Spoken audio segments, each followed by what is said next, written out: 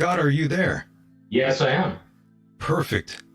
I am glad you're here, and we are also joined by a very special co-host this evening, Mr. Bobby Blades. Bobby, are you out there as well? I am, and it's great to be back. Yes, thank you so much for being here, and I thank both of you gentlemen tremendously for being a part of the program here tonight. There is so much to talk about, and Scott, definitely welcome to End of Days of the Michael Deacon program. Thank you tremendously for being here and dedicating some of your time with us all, my friend. Thank you for having me on the show. It's a pleasure to be here. No problem, no problem. And as we get the ball rolling here tonight, let's go back to your roots a little bit, Scott. Can you tell us a little bit about yourself? Well, I'm in my 60s. I started high school in 1969, same year Apollo 11 allegedly landed on the moon. So during my high school years, the science teachers were very avid about it because the moon landings, of course, were happening at that time. They were very animate on it. They brought in all kinds of videos, the MIT videos on how the machines were built and all of that.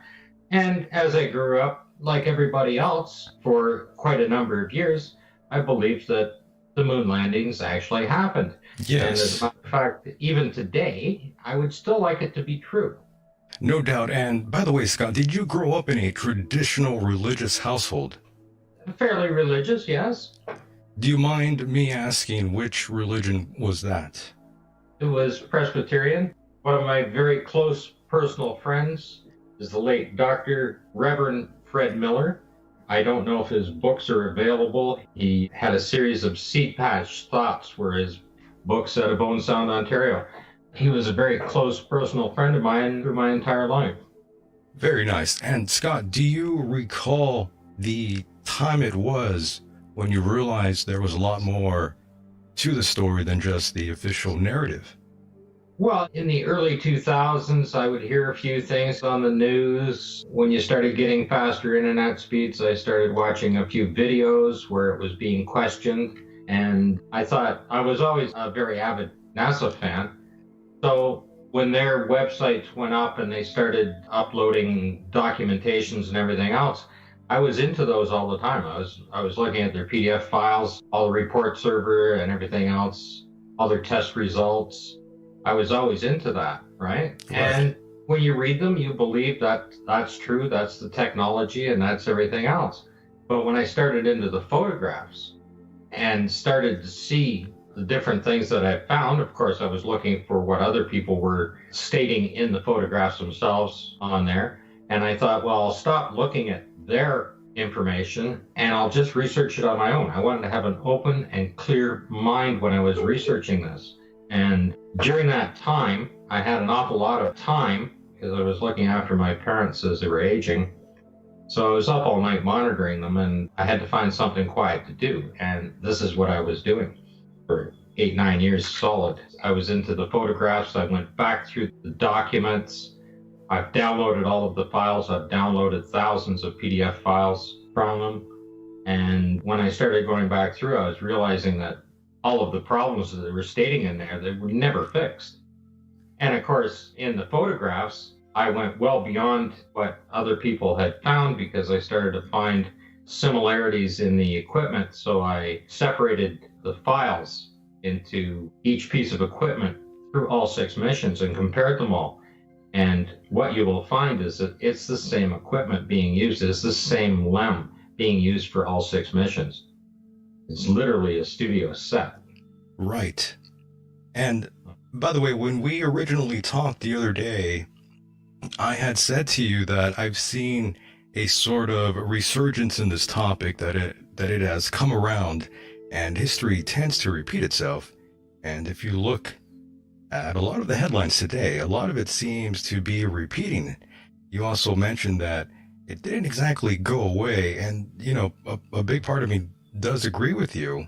The subject hasn't exactly gone away. It's only evolved. That's right. Well, with the 50th anniversary coming up, NASA is the one that's doing the promotion on it, and it's giving media attention right across the board on everything. This is not a conspiracy. This is an absolute fraud. Quite a difference. Definitely. Okay? And if they could prove it wrong, they could simply stand up and say, watch what we can do, and go there right now. And they simply can't do that. Yes, with all the theories that have been going around for many, many years now, it seems more recently a lot of things have garnered the attention of NASA to come out and sort of address certain issues that have been talked about. And I think a big part of that has to do with, I know some people won't like this, but the flat Earth community. Even though I don't believe the Earth is flat whatsoever, I think the amount of those individuals out there have actually forced NASA to actually come out and say anything about that sort of thing, which is a little bit silly to me in my personal opinion, but just my opinion. Don't get too triggered out there, those flat earthers out there who listen in. Go ahead, Scott. Well, as a matter of fact, my videos that I have put up, All on the Plane, who's a flat earther. I've seen that, yeah. Does my videos for me. I look at the flat earth stuff. I have no opinion on it myself. Right. My research is in NASA and the Apollo missions, on the photographs and the documentations. They do ask some very hard questions. That's true. I'll give you that. Answer. And I would like to hear the answers of it. I'm not going to research it myself. This keeps me busy. My videos, you'll find them on Paul on the Plane. He has his own website.com website, and as well as he has them on YouTube. On YouTube, yeah. A very popular channel, Scott. He has them on BitChute as well as a backup channel. You will find them under the Faking Space series. And it's an award-winning series. He's a professional when he does the videos, and he has his own radio show on Truth Frequency Radio. Yeah, he does a great job with the show on YouTube there. I haven't heard the radio show. I wasn't even aware of that, but the show on YouTube is great. Great presentation. I do like it. Yeah, well, the videos that he does, when I'm giving him the information, he's very quick to pick up on and understand what I'm saying, and he puts them together quite well for me. Very pleased with that. Yes. And by the way, on a side note here, as we get the ball rolling, I was curious about your opinion on space tourism. Over the last couple of years, we've been hearing all sorts of different people getting involved in the business. Elon Musk, and of course, Jeff Bezos, another one. What's your take on that, Scott? Do you think that's actually a good idea? Is it actually safe? Well, they're not actually going into space. They're going above the Kármán line, which is 62 miles, which is the technical line where you're physically in space. That's what they call it. But you're not out of the Earth's atmosphere at that point. You need to be out much further than that to escape the atmosphere.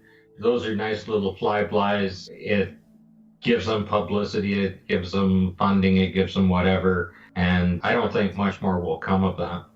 Understood. It seems to be pretty expensive as well.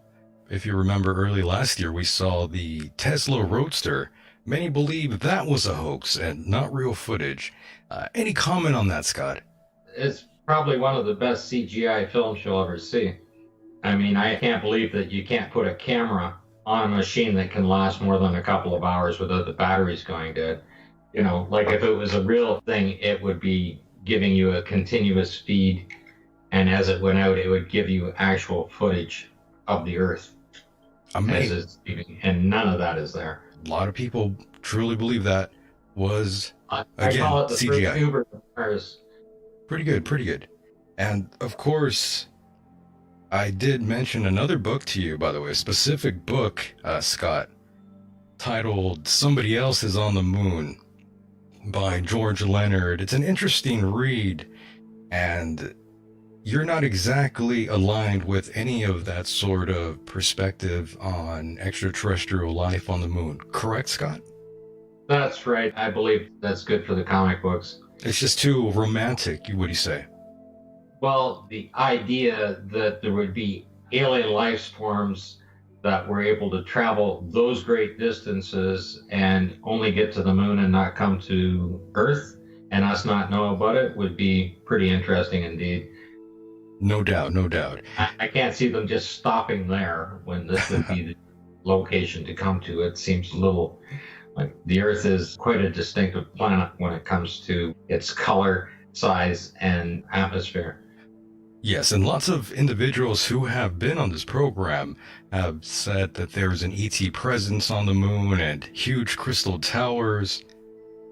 It's something that has been said for many, many years, and it's still echoed throughout time. But one thing we can agree on, I'm sure, is NASA airbrushing photos. I think we could all agree on that one. Oh, absolutely. They are the largest studios in the world as far as film and videos, things like that, right? They are the largest today. I mean, when you take someone like Neil deGrasse Tyson and they bring his imagination to life and put it in those documentaries on space, right? That's all done by them. And they're fantastically done. I mean, they're beautifully done. I've watched them all, the entire series, but they were doing that back when Carl Sagan was around. And by the way, Scott, do you recall what age you were specifically when this topic really hit home for you? By 2008, I really got serious. You dived right in then. Yeah, I bought a brand new computer at that point, faster internet connection. I could start downloading the photographs. And as soon as I found a few anomalies, I just had to keep looking.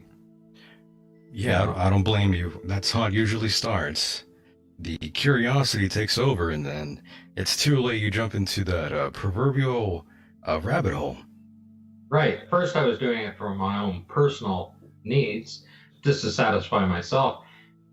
And it didn't matter what university or Johnson Space Center or whatever, nobody would respond to me if I sent them an email asking them a very simple question.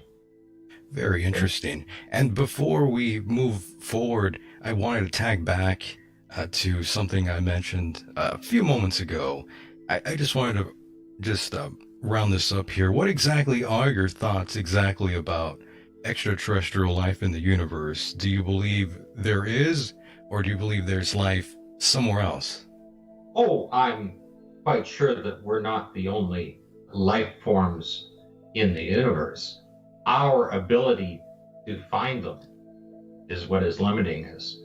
They may have the ability to find us, but we don't have the ability to find them. Very interesting. And of course, you shared some photos with me as well as the slideshow presentation. I first wanted to talk about the American flag that you had discovered was wet. And how could there be any moisture on the moon? Very interesting. Well, that's the Apollo 17 flag. And there's another series of photographs that go with that, which are the two astronauts. And basically what you're looking at is when they were filming that, it had rained. The ground is wet. The astronauts basically are just two guys playing in the mud with a wet flag. And that's what's in the photographs. Yes, I'm looking at one of the photographs now, by the way. That would be a slide 34. That image, it says the flag is very wet, easy to see as it dries back from the edges. I'm sharing that in the chat room now for those that are out there. I'm seeing that as well. I'm looking at the slideshow now, and that's a very odd looking flag. Well, there are people that claim that it's a tinfoil flag, that it's not a real American flag. And there's no way on this planet that an official flag wouldn't be used for an official event. That's for sure. And when you zoom in on it, you can see that the stars are stitched onto that flag and everything is stitched together. It's not a silk screen. It's not anything. It is an official flag. And you can see that it's soaking wet all the way down there. Now, I see it. Yeah. Wow. The surface of the moon is above boiling temperatures to start with. And it has a torr value of 10 to the minus 11 vacuum. And once you get down in the torr value to around 30, not even into the minuses, just around 30, you won't have any water. The same as you evacuate an air conditioning system on a car, they pump it down. Well, the reason they pump it down is to remove all the moisture. Like a low roughing vacuum will do that. The lowest we're able to create on Earth is a torr value of 10 to the minus 6. The Van Dusky vacuum chamber can pull that amount. The walls are 10 feet thick. They're specially lined so they don't pull air or anything through the actual concrete on the walls. It's 8 feet of concrete and 2 feet of steel. on the thing, and that can pull a torr value of 10 to the minus 6. And that's equal to 130 miles off the surface of the Earth. Amazing. And I observed a lot of the photographs along the way, and it still has me perplexed, really. And I'm going to pull up another image right now. That would be, I believe, I think that might be slide 3, picture number 3. 3 Apollo rovers there. Oh, yes. That's Apollo 17. Correct. The one on the bottom right is one of the official resting places where they left the rover before they took off, and the wheels are actually turned in that one. There's another official photo where the wheels are straight, and they're actually 2 separate rovers. The one on the left-hand side, they've used that rover for 15, 16, and 17. It's the same rover, and they're easy to identify because the frame rails on them, they're all hand-built machines, and the frame rails are different on each one. Seems like they use the same equipment. On slide number 8, if you have it up there, that is the Apollo 17. The 3 different rovers are there, and the top 3 pictures are right in front of the right wheel. I mean, you can't change the frame on the machine when it's on the surface of the moon, right? Those are 3 separately configured machines right there. Oh, I see that. It's like the fenders on the wheel. One of them is all busted up, and then in the next shot, it's like it's fully repaired, and it's not discolored or anything. This one is kind of reddish, and then on the third one, it looks a little like ashes or something, but it only goes halfway. The frame rail itself, one is welded in, the other one's a straight box frame weld, and the third one is actually bent, it's curved. And the suspension arms behind it are completely different configuration. And that's on frame number 8. Oh, okay. The one on the left-hand side is 2 box frame pieces welded together with a little pin sticking out, and they're all welded to that. The next one comes in, and it's 2 box frames welded together, and the one on the right actually is bent, it's curved. And the suspension parts are completely different behind each one. And then 3 separate tire tracks. These machines were custom built. Each one was hand built, and no 2 are the same. Very unusual. And on another side note here, completely off topic, Scott, there's someone in the chat room who has been repeating this question, a gang of 4 in the chat room. They want me to ask you if this is Scott Henderson, the guitarist. No, not related. Not the same guy. But you are a musician, if I recall. No, I'm not a musician. You're not a musician. I simply wrote the lyrics for Walking on the Moon. I rewrote the lyrics for Walking on the Moon. Okay, and they're up on the Paul on the Plain site. You can sit there. It's up in the last few days. I just rewrote the entire lyrics. They're actually in the PowerPoint presentation. Oh yes, I see that now. Yeah, the right near the end there somewhere. Very nice. And of course, there was another interesting slide you had here. Want to drive this one home for the people out there on YouTube. You found what looks like a cuff checklist here. And I have that image up now for those in the chat room. Apollo 16, a cuff checklist. Slide number 10. Yeah, there you go. Yeah, the checklist, those are basically storyboards when they're shooting each scene.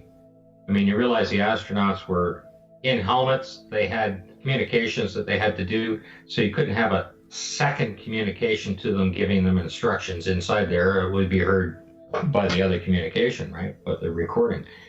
So the checklists are on their wrist. These little booklets are on their wrist, strapped on their wrist. And it shows them what they're going to be doing during that scene. Like, these were prepared months before they even went for launch. So on the top left of that slide, you'll see it's showing footprints.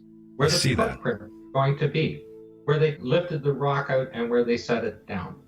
The direction of the sun, the camera settings, where they're going to stand and what the camera settings are for each one. Hasselblad cameras are manual, completely manual. The battery just ran it to the next slide after they took the picture. Well, what's weird, Scott, is I've never seen this photograph before, and I've seen thousands of photographs. Never this one, though. Very weird. Yeah. So what you're looking there are instructions on what they're going to do within the scene and how much time they have to shoot the scene, because the timeline is there as well.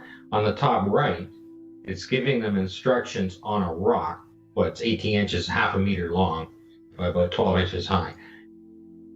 There's no way they would know where that rock was, but it shows you the exact, right to the second that they're going to show up at that rock, how they're going to photograph it, where they're going to take the chips, what the sign angle is, where it's sitting in position to the sun, and a description of the mineral contents once they split it open.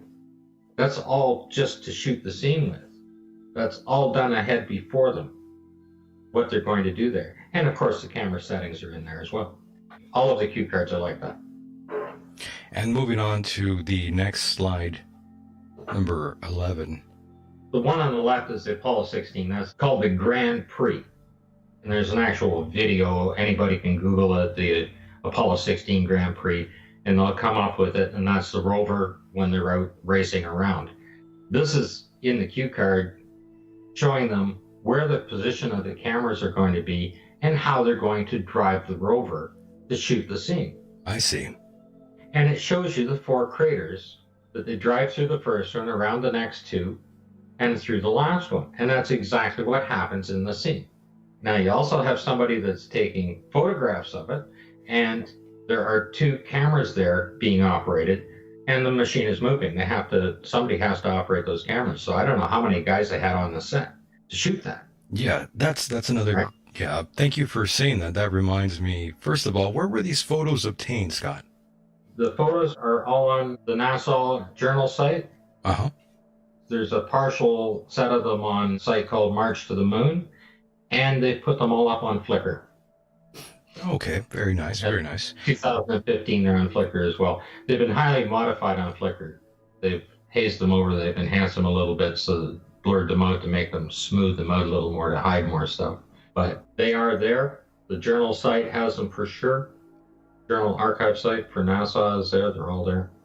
Now, Scott, do you have any idea where the Apollo missions could have been taped? I've been told in a studio in Hollywood, and I've also been told the Mojave Desert. What's your take on that? Well, I've been asked that a lot of times, and as far as I could tell, for shooting it outdoor, they practiced at Flagstaff in Arizona. All the practices were done there. So I looked up their training schedules, their flight schedules when they were flying back and forth from Houston, or from Cape Kennedy, back and forth through, and when they were being interviewed. So all of the equipment, all the practice equipment they were doing there, all their training was being done there on the thing, and basically they're using the exact same equipment that they practiced with on it. And that's where I believe that the entire thing was shot, was at Cinder Lake, just north of Flagstaff, Arizona. And of course, Cinder Lake is also where they blasted in and made a replica of the moon's surface. And it's still there today. You can Google Cinder Lake in Arizona, and you can actually see the moonscape is still there, the one that they set in when they were practicing. Amazing. And now I have slide 14 up, which is a very good image to show the listeners out there. I know we jumped a little bit ahead. Well, that's fine. You can jump around anywhere you want. That's fine. I can keep up with anything. This particular photograph, you have the Apollo 11 descent stage on the left-hand side and the Apollo 15 on the right. And what you're seeing is, if you see where the ladder is located, directly to the right of the ladder is quadrant 1. And inside that is the helium tank, and the helium tank pressurizes the other 4 fuel tanks and pushes it through to the engine. Well, when they loaded the rover on, they simply removed that tank, and there is no other spot on this machine to put the helium tanks. It's a stage prop. They simply removed it to set the rover in place. There was no other spot to put the rover, so they removed the tank. And without the tank, the engine doesn't run. It seems like they got a little sloppy there. Well, it's a stage prop. They can do whatever they want with it. They're lowering this thing down on a large gantry crane. The gantry crane at Cinder Lake is, I think, 600 feet long, 150 feet high, and 300 feet wide that they lower this thing down on. That's what they were practicing with. And there are videos of them bringing it down on that to practice with, to do their simulations. And I just believe they just finalized the video off, did their full simulation, and that's what you're looking at. And if you look at slide 12, and what you're going to see right here is the actual date. The date, it says the 11th of the 28th, 72. This is for Apollo 17, as you can see that. And you can see that the inspector is Jones and the photographer is Post. Now, I thought the astronauts were the photographers. They were the only ones on the moon. So what's Post doing? I have no idea what he's doing there. But the date, the 11th month, the 28th day of the 11th month, 1972. Well, they didn't take off until a week after that. Very interesting. Yeah, I think they landed on the 16th or something like that. It took off. Yes. They took off December 6th or 7th, I think. I've forgotten. There's that many there. It should be on there somewhere. I have a note of it where it is. Yes, but that's about a week earlier. And like I said, the photographer's name is Post. Yes. And then if you go back to slide 11, on the right-hand side, you'll see that they've penciled in Jones, and that's because that's where he's going to be standing when they're shooting the simulation. Yeah, and that's where he's going to be standing. They don't want to have him in the simulation. Somebody tried to tell me that those are craters. They even tried to put one up on the NASA site, claiming that it was a crater. And they were even using that particular thing that I clipped out to show that and they're saying that that's a cluster crater now, and they've added it in. It's just hilarious. Yes. And of course, the craters are pretty deep. Oh, and yes. That line that you're looking at there is the line that the rover is supposed to drive down, and they would never drive through a crater. Nor do they have any photographs showing them flying through it, like driving through a crater. Good catch. And of course, we move on a little bit forward here to slide 16, the Buzz Aldrin watch. Very interesting find here. You'll find this one up on the Allah site, David Percy's site. He has, I think, 20 of my photo slides up there. The watch says 14 minutes after 11. The official time that Buzz Aldrin set foot on the moon is 3:16:15 UTC time. That would make it a quarter after 11 when he actually set foot on the moon. This photograph is taken 59 minutes and 20 seconds after he set foot on the moon. His watch should be on UTC time because they were so-called monitoring them all around the world. So they're on universal time. If he was on Florida time, it'd be quarter after 12. But they're in Arizona, so it's quarter after 11. And that's why the watch is that time. And of course, just to drive another point home, what would be the reason why NASA would fake this sort of footage? Well, of course, they needed to distract most of the nation from all their civil disputes that they were having, racial disputes they were having. And Vietnam as well. Vietnam War, you had people being assassinated. This was a great distraction. And of course, they had to prove that they were the most powerful nation in the world because of the Cold War. Right. Russia. And you'll also notice in that photograph, his right-hand glove is not actually done up. Where the ring connection goes is right in front of, you can see right at the top of the gauntlet part, you can see the little black band there. Mm-hmm. Just under that is the ring that connects the sleeve to the glove. And the other connection on the glove end is down just where the watch band is. So it's physically not connected. There's about 2.5 inch space in there where it's not even done up. And that's a very popular photo, by the way. It's in the billions of views every couple months right now. Yeah, it's a very well-known shot. And again, it seems like No one noticed that little piece there. I never even noticed this thing here. Good Well, the find. gloves aren't matching either. They are when he came down the ladder. There are 2 matching sets of gloves. I have a video on that as well. Paul and I have a video on that. Gloves are matching coming down. And then right here, they're not matching. 2 different gloves. You can't change gloves. That is very strange. Just like you can't put sunglasses on the moon either. Every suit has a sunglass pocket up on the right-hand shoulder. That's why I wrote the music for Walking on the Moon. And it's Show Me How to Wear These Walking on the Moon. And you can watch that video on Paul on the Plane channel or at Hoax.net. Very nice. And of course, moving on to slideshow 17, I believe it is. Oh, yes. Well, here we have the simulation is being shot at 2 different times. On the left-hand side, that is supposed to be Neil Armstrong taking a photograph of Buzz Aldrin coming down the ladder. And of course, in 1969, there was a live feed to all the media channels with a TV camera sitting, and it was so-called mounted down. And on the right-hand side is an image from that TV camera. Do you remember seeing the footage, by the way? Absolutely. When you were how old? I was just starting high school. Just starting high school, okay. I was 14 years old, right? Did that blow you away, seeing that?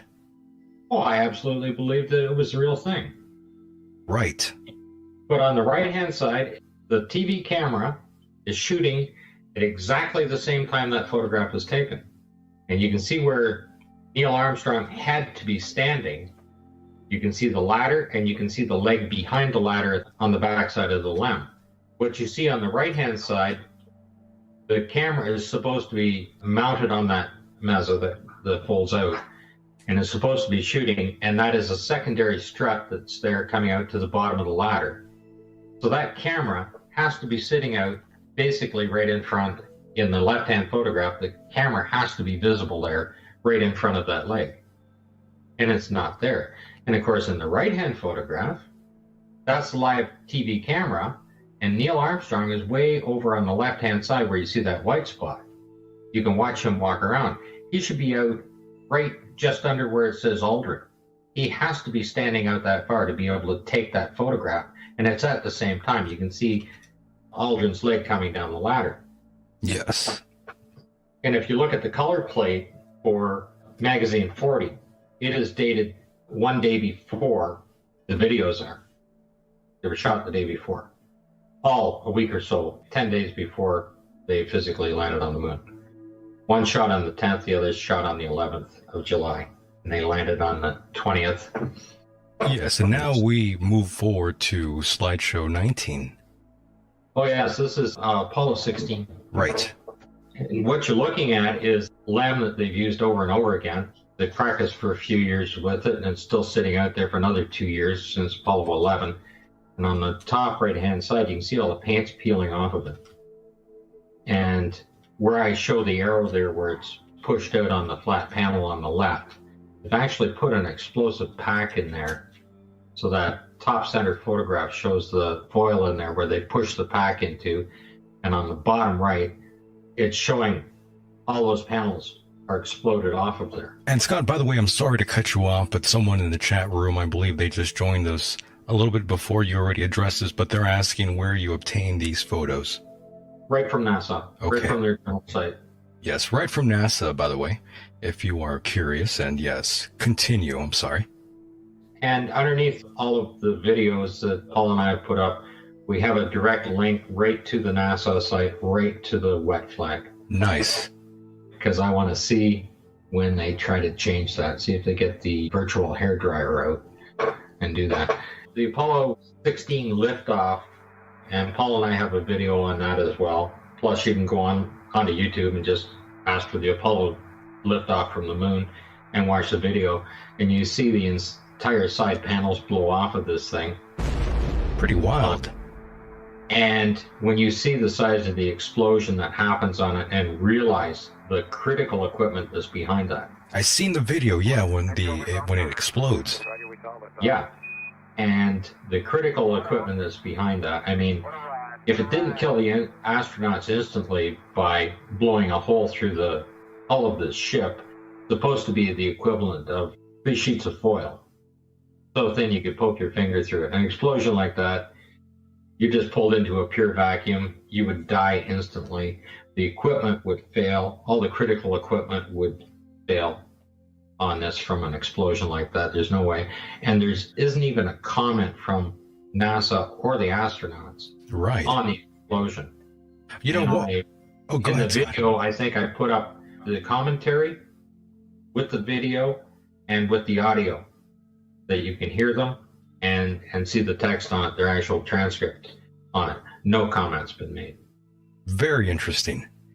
And of course, one of the main reasons that I always suspected that the first time man allegedly walked on the moon, I always felt that technology was just not quite up there enough to actually make it happen. So I always felt, yeah, maybe perhaps they might have faked this sort of footage in order to compete against the Russians again. And of course, one of the main reasons why NASA was even created. Well, if you want to get some real detail on it, if your listeners would like some real detail, there's a book by Randy Walsh, and the book is The Apollo Moon Hoax Missions, Hiding a Hoax in Plain Sight.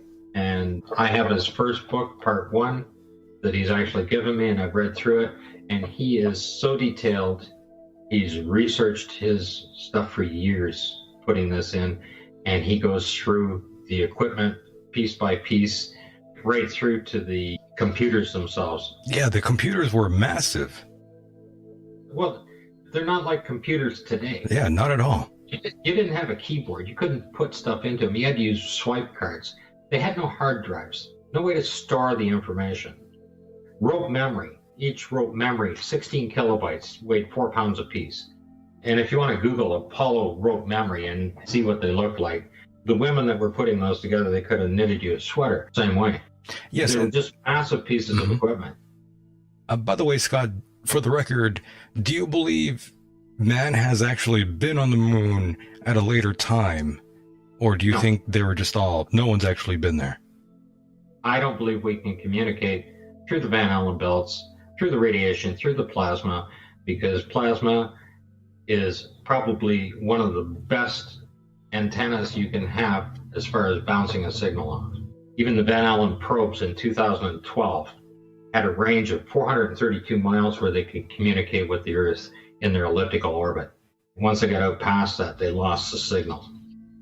Yeah, there's a very unusual video where it seems like there's these two astronauts talking about the Van Allen belt and how we didn't go to the moon. I'm not sure if you've seen that footage. It's been circulated on the internet for such a long time now. Many people have actually seen that video. I'm not exactly sure your take on it, though. Well, they have a difference of opinion on what they see and whether they went through the belts or not. First, they were told they went through it, and then they said they saw shooting stars in their eyes and things like that. But other than that, there was no effect. Any ill effects from the Van Allen radiation belts? No. Now, I'm not sure we went far enough out to encounter the Van Allen radiation belt. Maybe we did. I would think that if they were actually in that kind of dangerous situation, somebody would be giving the actual outside readings of the radiation around the machine and what the internal readings were of the radiation and how well the shielding is protecting them. It would be quite the concern. Even today, they will not give those figures. Even Orion in 2014, the numbers that they give are by simulation only. They will not give the numbers inside or outside the craft. And of course, as of recent time, the Trump administration wanted astronauts on the moon by 2024. Do you see that happening? It seems like they've been pushing back that date since the first. Apparently, he offered as much money as he could pull to get them there so that it would happen within his administration. And they just said they couldn't do it. No amount of money can do it. It is interesting that we haven't been there in such a long time. Well, the fact of the matter is we haven't been there. Or that too. Not such a long time. It's like Allegedly. people say, when are we going back to the moon? Well, we haven't been. Correct. And of Okay. course, moving to slide 21 now. I'm sorry to jump a little bit ahead here, but You can go wherever it interests you. yeah, slide 21, I found that one pretty interesting. That particular photograph, to show you what I'm looking at, the slide on the left-hand photograph, top left-hand photograph, I was probably looking at that when I was going through them, because that's about 700 photographs prior to the one on the right. And I recognized the rock, and I had to go back through the photographs until I found it, like over a 6-month period. Mm-hmm. And what you have is the photograph in the center and the photograph on the right. And that rock is removed.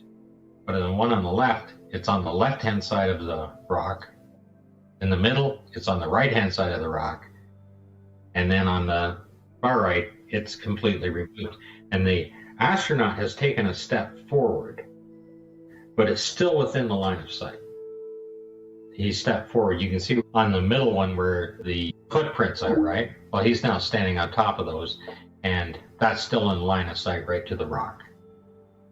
And that's all within a couple of seconds, apparently within a couple of seconds on the timeline between the two photographs. And how the rock disappears, somebody had to pick it up. The bottom 3 photos are the close-up of it. It's the same rock. And to me, what it looks like is it looks like the engine block out of a small bulldozer, because that's what they look like when you take the head off and lift them out.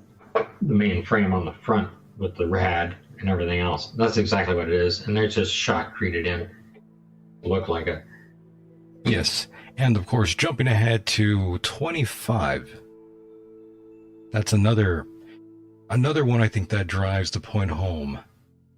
Well, what you have here, I've had some dispute over what this piece of equipment is on the right, saying that it's not what it is. It's supposed to be a frame for some carbon dioxide scrubbers. Well, they have several different locations for the carbon dioxide scrubbers on the machine, but no payload specialist that was concerned with weight. And the biggest concern was weight on the Apollo missions, dropping every ounce. They claim they even counted every stitch. The other one that's up under the leg is an actual PLSS. It's sitting up there. I believe the one that's sitting down beside the leg is they've taken the abrasion cover off to show you what's inside, which is just 2 canisters, and they would have had fans in there to help keep the astronauts cool. On the left-hand side is what is supposed to be inside of a PLSS. Okay, it weighs about 180 pounds. Those top 2 tanks, or purge tanks at the top, are pressurized to 5,800 pounds. And I would not want to have those sitting right behind my head That's true. when you step into a vacuum, because you wouldn't even find pieces of your head when those things blew out. Yes, and of course, next slideshow's already up, by the way, when you are ready. On the left is Apollo 15, and it's showing the damage to the exhaust housing, the exhaust bell housing. It's actually sitting right down on the ground, and it's wrinkled in. And there's another better shot of that, which is 22. We'll pull that one up after to show it off. It goes with this. Oh, 22, right? Yeah, 22. You Okay. should probably show it first. I'll get that right now. This is Apollo 15. If you're watching any of my videos, they literally dropped this machine on the ground. One of the gantry straps broke, and this thing dropped about 8 or 10 feet down. It damaged the rover. The rover literally was thrown off the Apollo 15 in the simulation. Wild And shot. Those arms sitting down there, the 2 white arms coming down there with the cables hanging off them, and then the 2 pieces on the ground, those are the lowering arms for the rover. They're snapped right off. Those cables are snapped right off. The bell housing is crushed right in underneath on it. And of course, I showed a close-up on the right-hand side there of the cables that are snapped off. And on the far right are the schematics of how the rover is mounted in on those cables and how they're lowered down. And of course, also just to make a note that the refuge bag up there is now getting mold on it. It's been laying around since Apollo 11.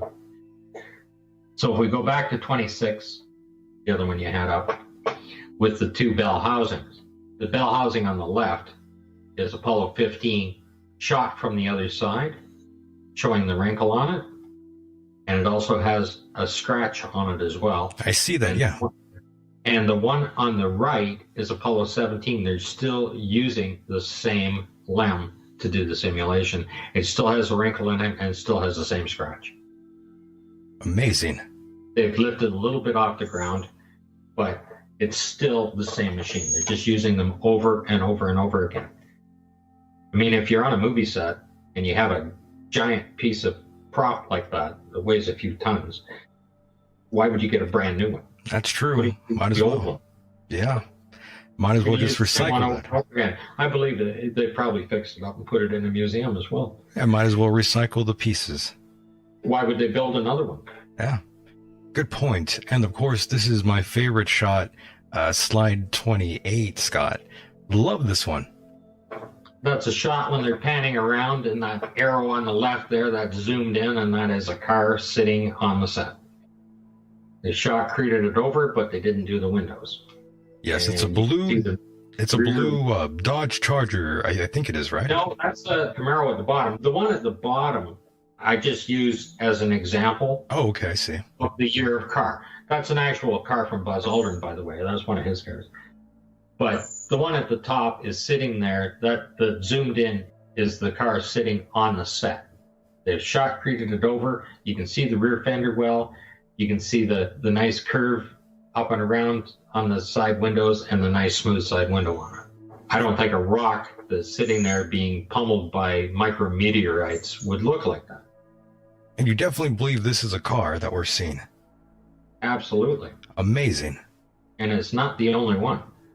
Because in the very next photograph, there's another one. Yes, let me get that up. I see that. This time it's an even older looking vehicle. Yeah, about a 47. If you look directly on the right-hand side there, there's another one that's upside down on the ground there. And you believe this is unequivocally a vehicle? Well, right in the middle of Cinder Lake is a dump site. Still there today. Goodness. NASA and military dump site. It's a scrap metal site. They didn't recycle cars in those days. They just threw them out in yards and let them rot. It's a great car, by the way. Yeah. That the old next one, Ford. everybody likes slide number 30. Slide number Mr. 30. Spencer liked that one. He liked the Corvette. How do you not love the classic body of an old Corvette like that? Yeah. I mean, it's there. How do you get that rear end like that? It took hundreds of hours for them to figure out to design that to get the body lines just perfectly like that. You can see the rear fender. You can see the shotcrete on it. You can see the front axle sitting there. You can see the tow bar still attached. I mean, the front end smashed right off of that Corvette. I had comments made to me on one video. He's saying, "You're absolutely ridiculous. Why would anybody put a collection of antique cars on a set just to destroy them like that?" And I just simply said, well, they weren't antique at the time. Yeah, well, some people definitely do have an issue with this part of the imagery where you are saying this is a vehicle. They definitely don't believe that it's a dump. I have hundreds of images that people would just argue over, and the metal pieces are sticking out of the ground everywhere. Every hillside, every embankment is nothing but a dump site. On Flickr, they've blended them over. They've used a masking over it again to cover it. 31's an interesting one if you'd like to go to it. Yeah, 31, I'll throw that up right now. That is the central station for the experimental equipment. And if you can imagine having a machine that powers all of the other equipment, imagine a giant high-tech computer even today that's going to power the equipment. It's going to have a transmission station in there and beam everything back to the earth. It has its own power source and batteries to power all of the equipment as well. That's what's supposed to be inside this machine. And what you're looking at is the astronauts have physically pulled the foil back to show you that there's absolutely nothing in there. Nothing inside. On the left-hand side is one side of it, and the right-hand side is the opposite side. So there's absolutely nothing in there. Down on the bottom left, that is the top rail that I've zoomed in on there, showing that it just has mud stuck to it and it's rusty. Even when they weren't using it between different Apollo missions that they were simulating. They just left the stuff outside on the ground. Amazing. And going to the next slide, 32, this is actually another great shot for those that are watching this on YouTube. Of course, those that are listening on the live stream or later on the replay won't be able to catch this part. I always encourage those out there to come check out the program live. You'll be able to see the slideshow here. And of course, now we are looking at slide 32, Scott. Very strange condition of the equipment here. That's another shot of the experimental pack as it's being assembled. And that is the same piece of equipment as what we were just looking at before. That bottom piece became the central station, and it was supposed to be filled with equipment. And what you're looking at is mold on the equipment from being used in simulation over and over again over a long period of time. I mean, this stuff was supposed to be prepared in a clean room, loaded on a rocket, sent to the moon, and as soon as you pull it out and start and set it up, it looks like that. Yeah, it looks pretty funky. Yeah, it's pretty funky. Yeah, something does not make sense. Looking at this photograph here, it looks like there's some moisture there. Oh, that's mold. Or mold, rather. You're darn right it's mold. No two ways about it. The ground doesn't look that dry either. That's true, it doesn't. No, that's Apollo 12. It rained in Apollo 12 and it rained in Apollo 17. And if you go to the next slide after that, 33. 33, okay, let me pull this image up here. Those photographs aren't blown up or anything. Those are exactly what you're going to find on the journal site or on Flickr. Those same photographs. On the very left-hand side, I have an arrow sitting there. There's actually standing water on this piece of equipment. On the right-hand side, you can see the green mold around it, and the mud is caked onto it. That is just water that has evaporated and dried back from standing out, from just being outside over a long period of time. Just looking at the soil around the surrounding area that of what we're looking at here, it doesn't look like that's even dry at all. No, it's not. On the right-hand side, it's exactly the same piece of equipment, but it's the next mission. So they didn't bother to put it away. And there it is out in the sun, and now it's all cracked. Plastic's curling up. You can see the cracks in it, where it's faded back and cracked open. By the way, Scott, I think we should just address this now. We do have someone in the chat room saying, blame Stanley Kubrick for the shoddy work. I don't believe he ever had any involvement with the fake footage. Well, the thing is, he was probably involved for the indoor simulation, for the docking, undocking type of things, the landing, like the translunar injections, those type of things, right? His techniques are definitely used. And he might have been involved in the professional shots if you realize that each of the missions, there's about 2 or 3 dozen very professional shots, like Buzz Aldrin coming down, his famous shot there. Those are done by highly professional people. They're absolutely picture perfect. I could buy it if he was perhaps a consultant, but some of these shots, it would lead me to believe that maybe it was someone else. Right. But you also have 2 astronauts. They're out on the set, and they give them Hasselblad cameras. Nobody can walk out on the set because you can't have any other footprints out there other than the astronauts. So they're basically on their own. And the cameras actually work. They're supposed to be taking pictures, so there's got to be an archive. They were never, ever meant to be released. These photographs we're looking at were never meant to be released. Only the media shots were done like that. But the actual astronauts, who are not professional photographers, were rather disgruntled employees. I mean, 3 of their buddies died. They had 60 astronauts training. 3 of them died in a very mysterious fire.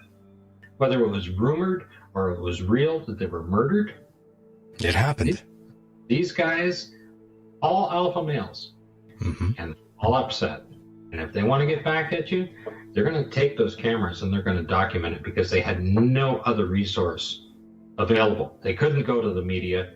Their families would be threatened, everything else. But they use these cameras to document it. That's what you're looking at right here. I'm actually on the next slide over, 34 now. Yeah. Back to the flag. Great shot, by the way. Oh, yeah. Beautiful shot of the flag. You can see water spots on it and it drying down and things like that. That's just an incredible shot. And I can't argue with you on that one. That one is just too solid for me. You could clearly see how the flag is not exactly dry. There is that damp spot right there, and it runs all the way up. well, that large file one that I sent you, you can see it in the white and the red as well. It's all the way across the top frame on it, the whole 9 yards. Yeah, you could see it on the red now. Yeah, I see that. But the one thing that amazes me is these photographs have been analyzed and studied for years. People that believe that they went to the moon, people that don't believe they went to the moon, have studied these photographs. They put them into photographic software, pulled them apart, put them back together, and looked at them, and in no time has any one of them ever seen that the flag was wet. And I have to ask myself, why am I the only guy that can see that it's wet? You know, Yeah, like if you believe they went to the moon, you can't see that it's wet. Yeah, I've never really noticed this. I've seen this photograph, I'm sure, but I've never noticed that. And that's clearly not a shadow either. Yeah, it is the Emperor's New Clothing Syndrome. Crazy. You believe they went to the moon when you look at the photographs of the moon because you believe it, because you were taught from a child. Every educational system worldwide has taught that man landed on the moon. So it's really hard to look at that. You can't see that it's wet. But once I show you that it's wet, it changes everything. It really does, actually. Very unusual. Because that can't be on the moon. Photographic film does not work on the moon. Yeah, And again, that shot past at 35 is Harrison Smith, and he's picked up actually some mud and he smeared it on his suit. And in the very next shot, they've washed it off. The suit is clean again. Impossible. yeah, I'm throwing that up right now. Now it's on the screen. It's a great shot, too. Yeah, you can see that it's washed off, and you can see that the suit is wet. And Very weird. if that isn't more blatant, I mean, how much more blatant can you be if you're actually picking mud up, putting it on your suit to show people, then washing it off and taking the next shot? It's very deliberate. They are the whistleblowers, but these photographs were never, ever meant to be released. Yeah, it's almost like they totally forgot they even took them. Well, the astronauts, like a lot of the films, disappeared and everything else. Or they destroyed them, is what one claim was, that they destroyed all the original footage. That's what NASA claims. Right. So how did these get protected? Great question. How did these photographs get protected? I mean, they didn't need them for the media. They didn't need them for anything else. The astronauts took these photographs. They kept them. They documented them. And then when interest came in at the 20 or 25th, right, that's when they started putting them up. Yeah.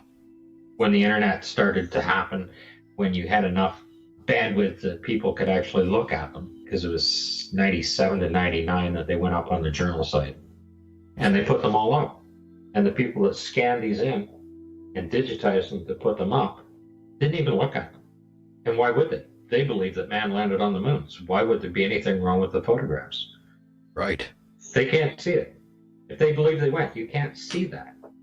But when I pointed out, they can see it. One of the weird things that I've noticed, it involves the astronauts themselves. A lot of them seem to have mental issues, especially even ones that aren't even in space, like that Lisa Nowak, I believe is her name.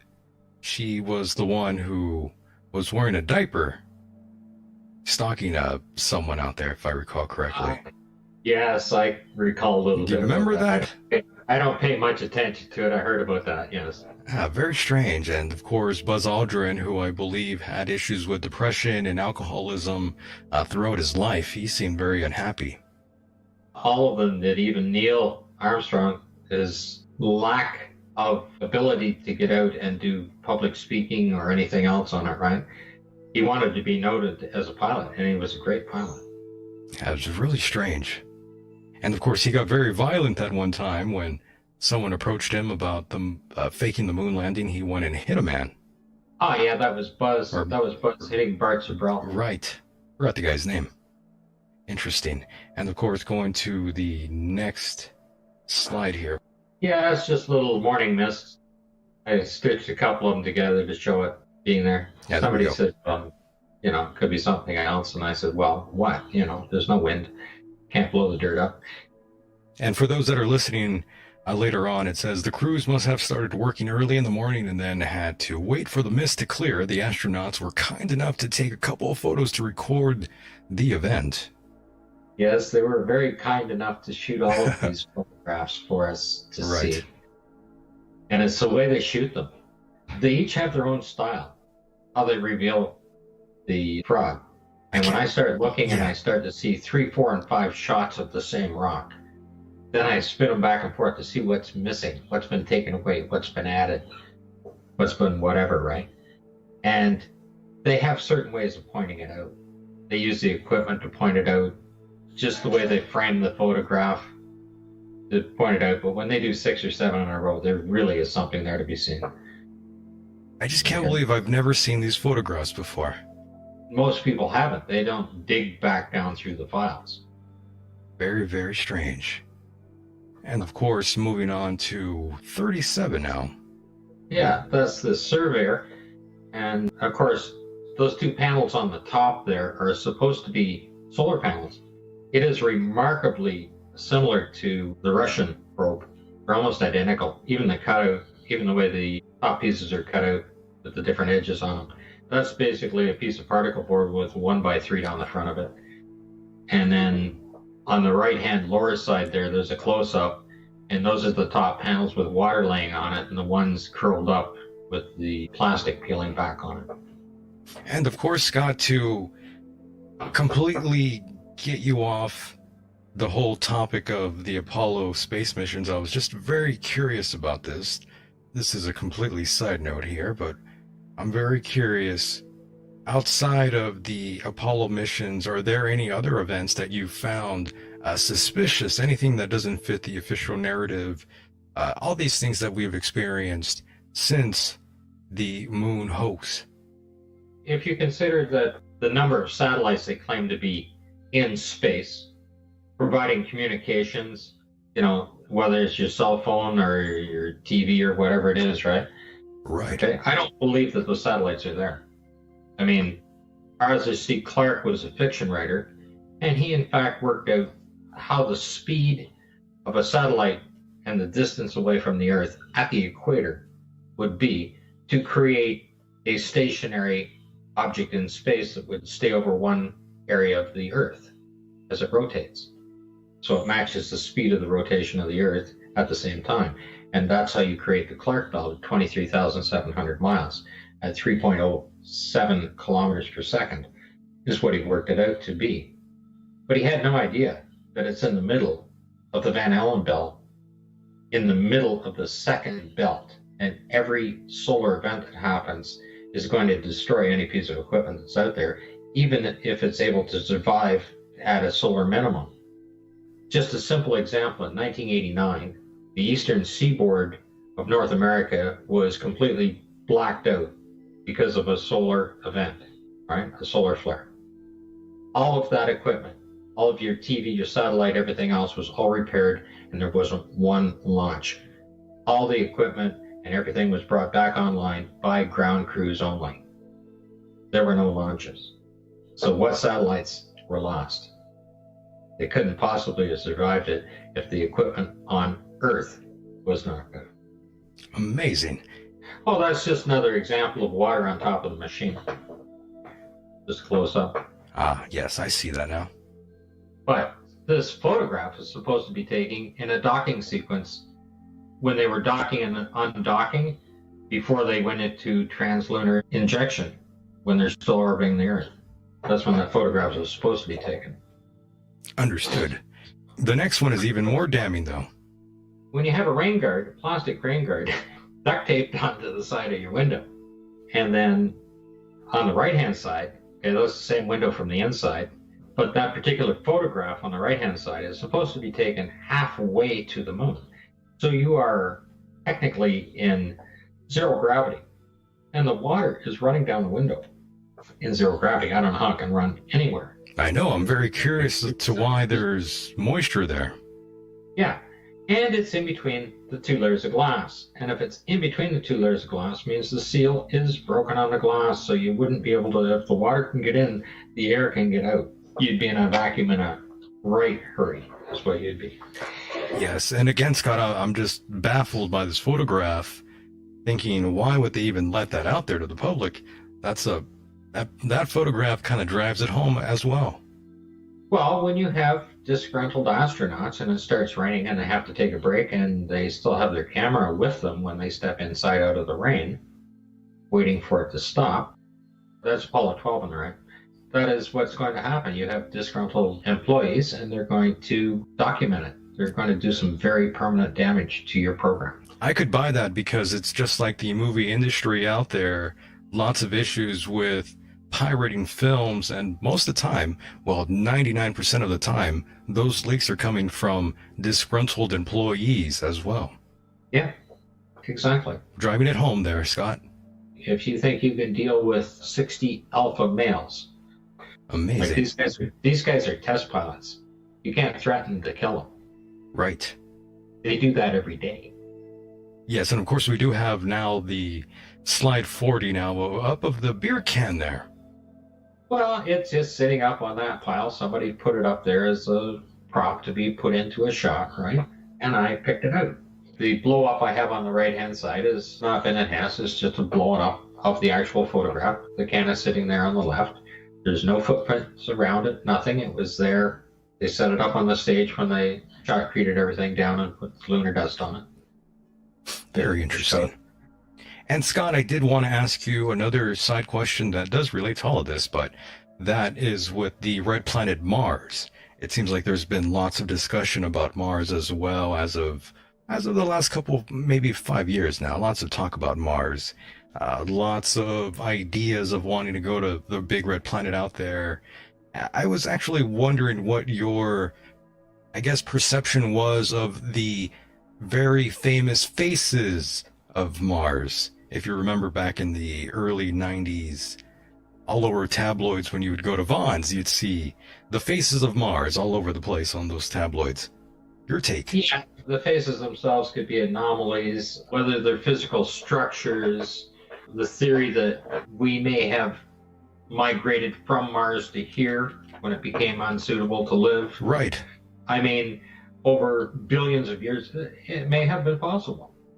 You can't say no to it. You can't prove it either way. It's a good theory. It makes sense.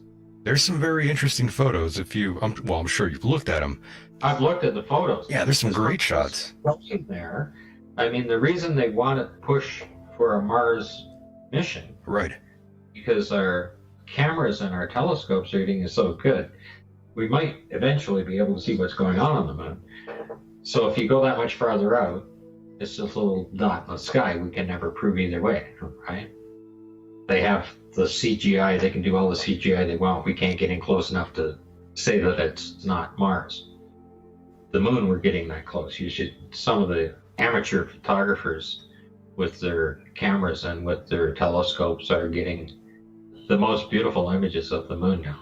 Very close up. Oh, yes. There's some lovely photos, just of everything in general having to do with space. Such amazing photographs out there. And of course, now we do have slide 41 up now. Slide 41, that's Apollo 14, which you're looking at. This is just another part of the junkyard. And where I put the arrows on the left-hand picture are the two separate cars in the middle. There's two cars sitting on their side there, shotcreted in. And then, of course, on the top one, there's, I don't know if it's a rocket. It looks like it has a missile with canards on it or whatever, little wings at the front standing up there. And it's painted in.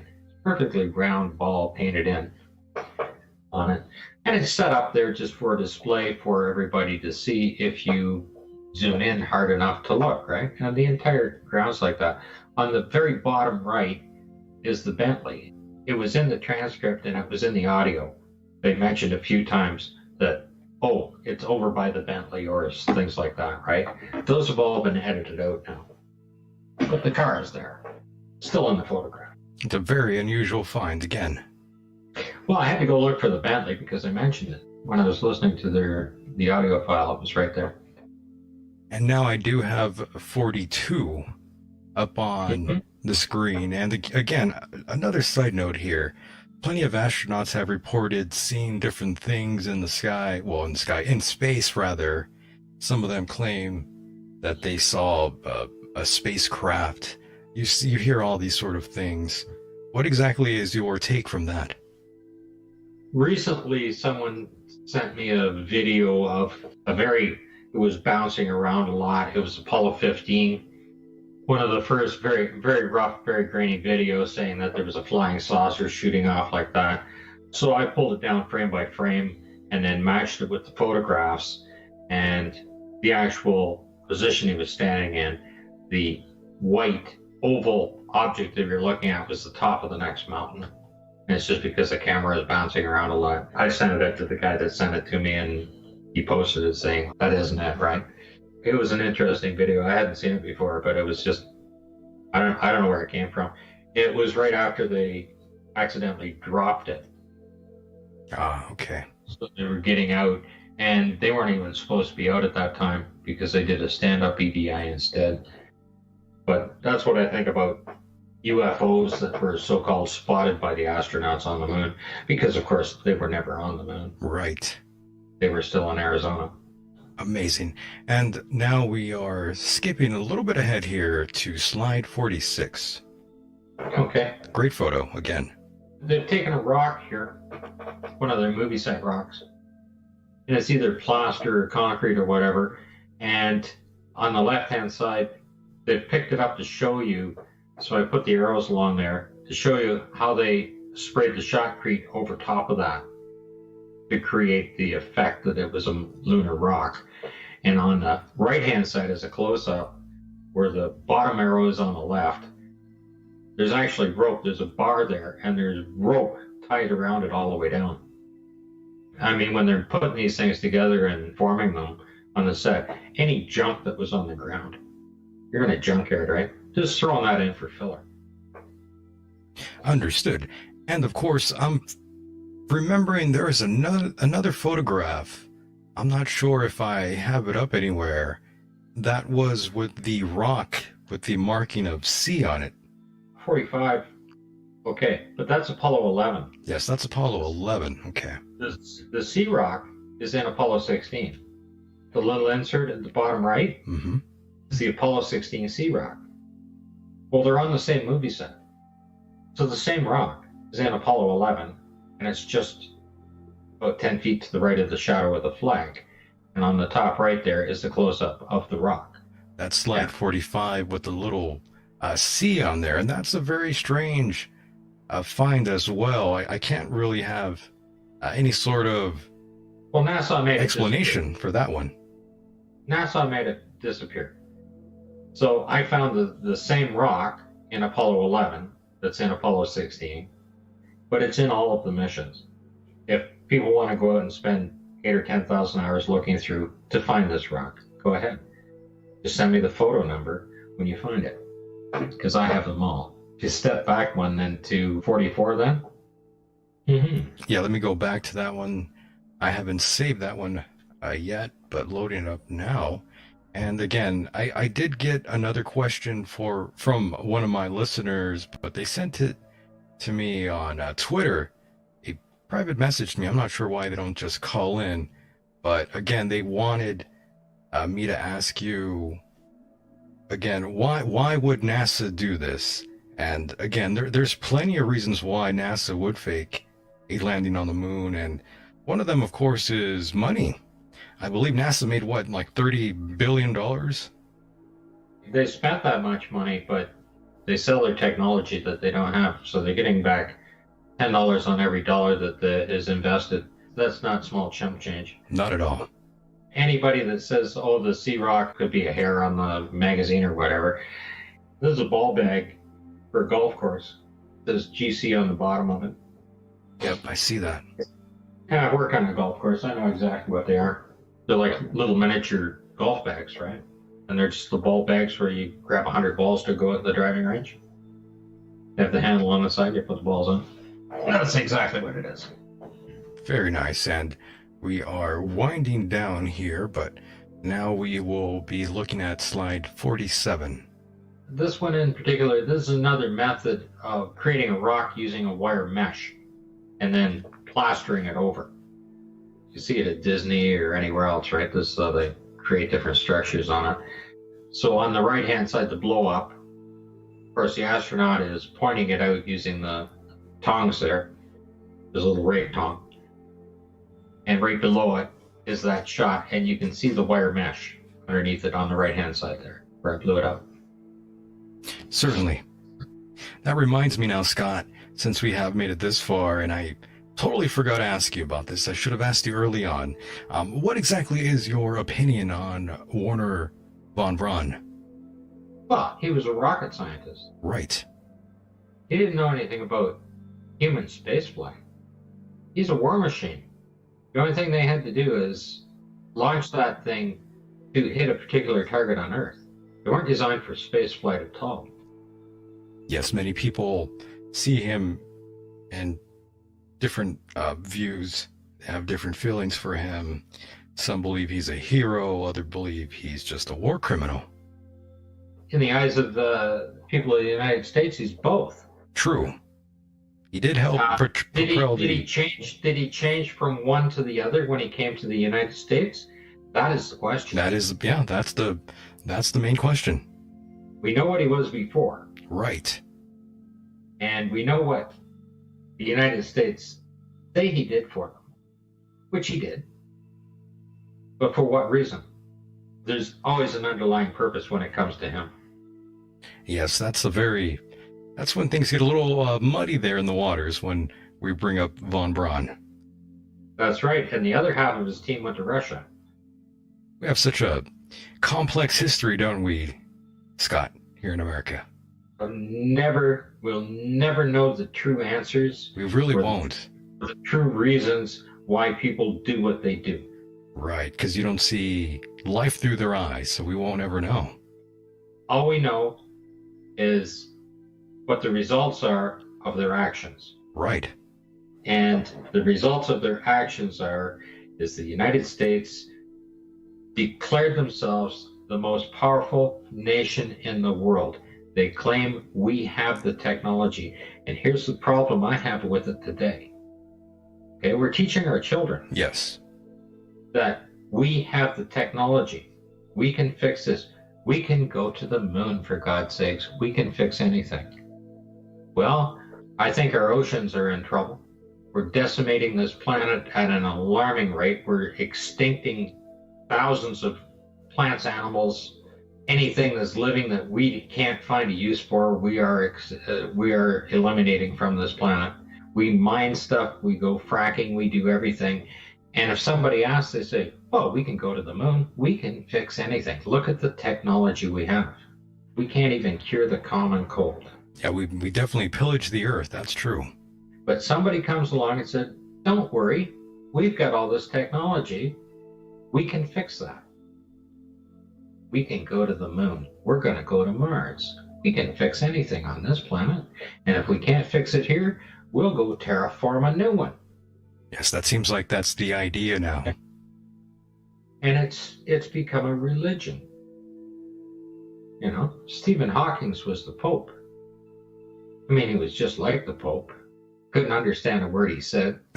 True. Right? Somebody had to translate it for the Pope so you could understand him because it was in Latin, and a computer had to translate it for Hawkins. Couldn't get any better than that. Right. People are afraid of the unknown. Yes, they are. That is the basis of religion itself. So religion saves the individual because we can't believe that things just might end. They can't believe that there's an end to it. You can't believe that there isn't a hereafter. Well, technology and science says we can do all of these things because we can't believe that the human species as a race could become extinct. We can terraform a new planet. We can do this. We can do that. It becomes a religion because they can't imagine that nowhere in the universe would it ever be known that we ever existed. Yes, that's incredible. And of course, now we do have slide 49 up now, by the way. That's the lyrics for my song. That's my personal quote at the bottom there. Some say I'm full of wit, others say just half. People call me a half-wit, I guess. So take me on your spaceship and we'll have a good old laugh. We'll go walking on the moon. I mean, though, Scott, I am curious, though, if you ever did have the opportunity to go up there in space or whatever, one of these luxurious trips they claim, would you actually do it if you had the financial means? Oh, absolutely. Not afraid of heights, I see. I would love to take an orbit around.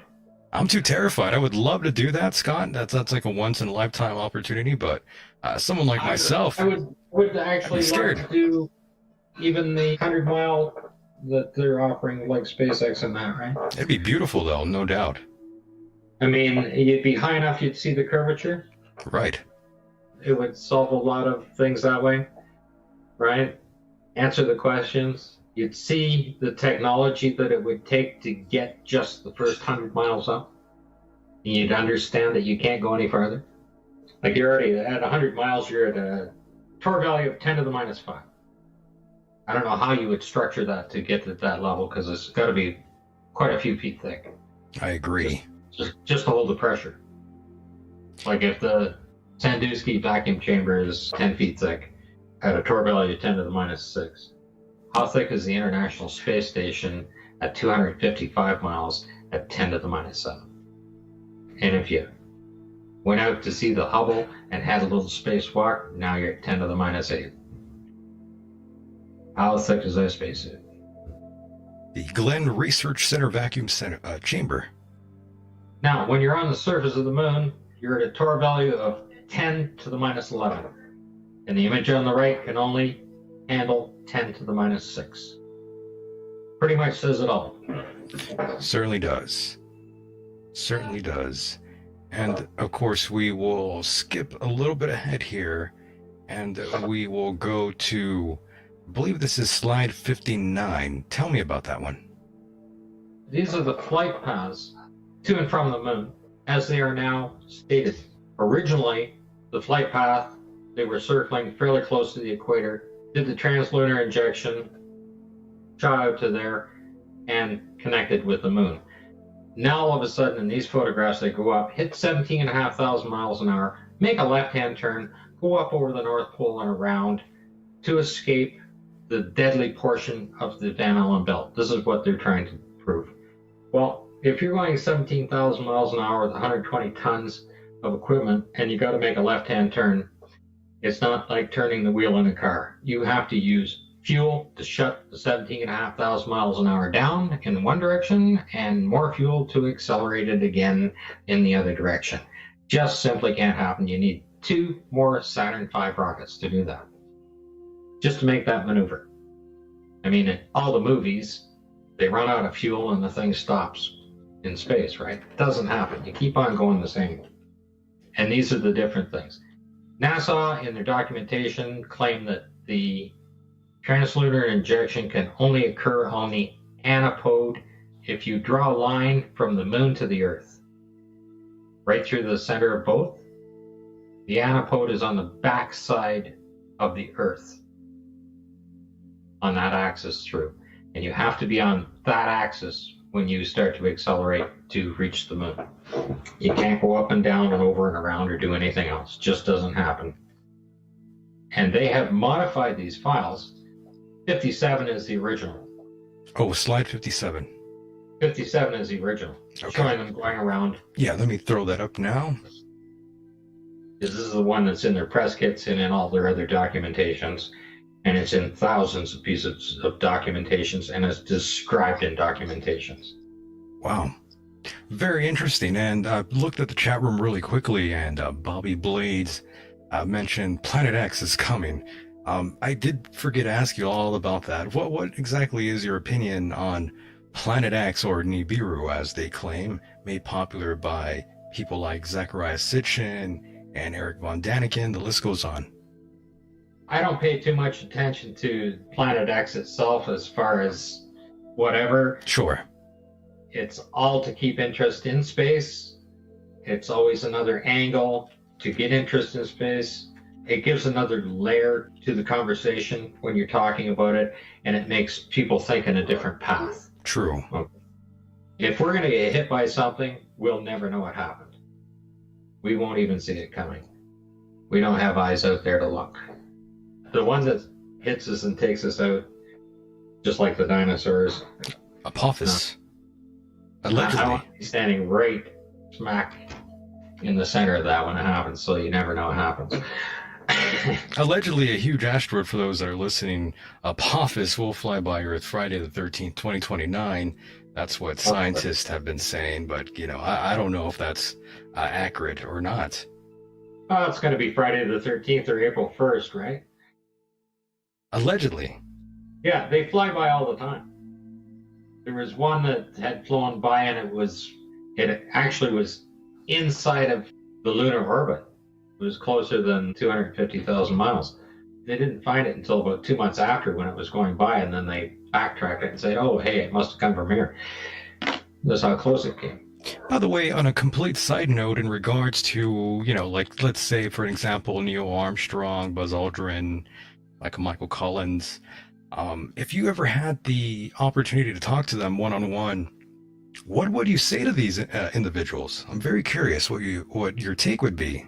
I would thank them for their dedication to and service for their country, for their military, and for the duty that they did. I mean, they didn't choose to do this. They didn't go out and say, I'm going to go out and create this fraud. Right. They were sucked into it. They were victims. That's the way I see it. They had no choice in the matter. They were on the front line of the Cold War. That's who they were. And they should be commended for that. Right. I would never accuse them of anything. Okay? They did what they had to do. They took these photographs to show you that it was a fraud. The most daring thing anybody's ever done. And now we do have slide 64 up. It's the Van Allen belt and Apollo. Yes, well, that's another trajectory that they were trying to show that they were going through a lesser portion of the Van Allen belts instead of straight in and out.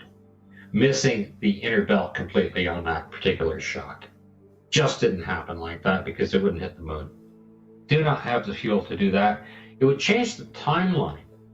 Like, they would have to change all of the documentation, the timeline from launch out, to be able to alter and do the extra half a rotation around the Earth like that. In the documentation, in the audio, these maneuvers would have to be made. They'd be getting instructions on how to make those and to do the next burn. You also need other retro rockets to slow them down and make it turn like that. Almost done here. Yeah, oh, that's just simply showing that the set has been redressed, like that they've taken multiple scene takes on it. So on the left-hand side, if you take a look at the leg of the LEM, the shadow of the LEM, it comes down through, and there are rocks and pieces and junk sitting there and all kinds of stuff, and the bag is sitting there.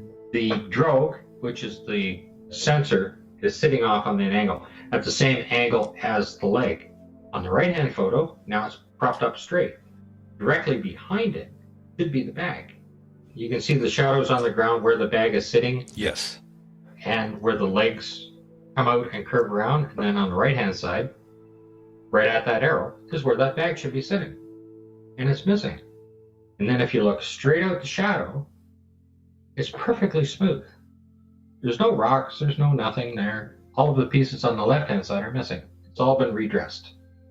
And again, I do have another question that did come in that I probably should have asked you when we were talking about UFOs yet again. One of the listeners sent me another private message here asking me to ask you your opinions on the U.S. Navy introducing those new guidelines for pilots to report UFO sightings. What your take was on that was, my friend. They can report all the sightings they want. I'd like to see one on display somewhere that's an actual real flying machine first. I can't argue with that. Like I said, UFOs to me are simply Disney creations or NASA creations or whatever. I think most of the sightings we see are probably ours for the most part. Well, I would think, yeah, we're trying to design something with different kinds of propulsion and things like that. Correct. I don't believe we accomplished anti-gravity in any way, shape, or form. That I cannot deny. And of course, we do have slide 68. This will be the last one here, Scott.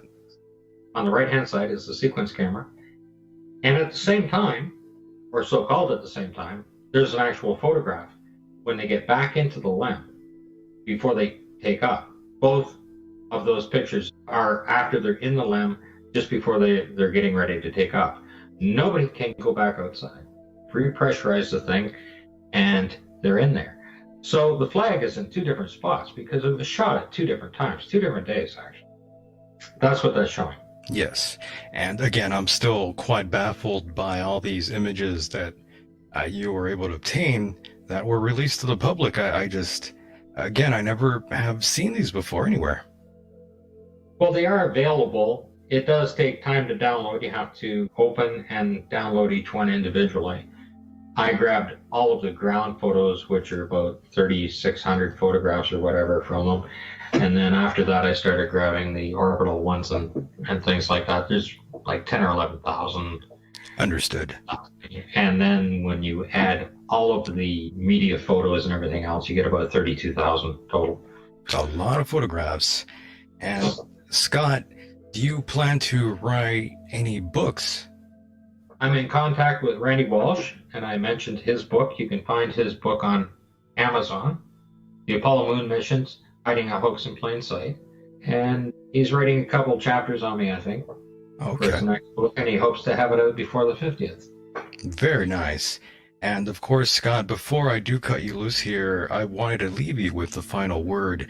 Anything you want to get off your chest, anything on your mind, feel free. The floor is yours, Scott.